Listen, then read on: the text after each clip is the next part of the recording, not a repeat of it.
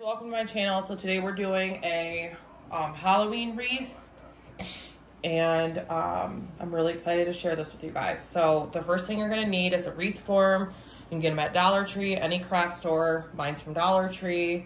It is a couple years old though, so I don't know if they still have this size, but Joann's has it, Michael's has it, all those stores has it. You're going to need some deco mesh for sure. I just got everything I'm going to show you is from the dollar store.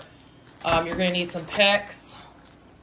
You're going to need some ribbon and maybe some extra tulle. I'm using this because that's what I want to use. So basically what you're going to do is, I don't have zip ties, so I'm just using string, and I'm taking the deco mesh, and we're going to go around the entire form a couple times with the deco mesh, and you're going to tie it. See how I tied it in the middle? You're just going to tie it to the middle piece of the deco mesh. So let's get this done. So here's the first layer of the deco mesh.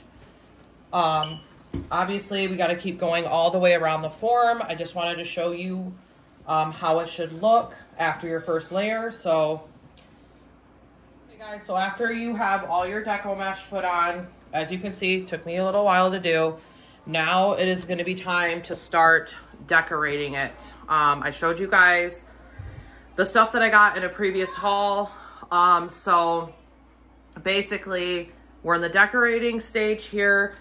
This sign I already had. I don't think I showed you guys that in the last video, but basically you just take some of this twine and you wrap it around the wreath form and then glue the back. So this is what we got going on so far. I got a lot of more decorating to do, so let's get into that. Okay guys, so this is almost the finished product. So I wanted to show you guys how it turned out. I made this sign. I showed you guys this in the last haul.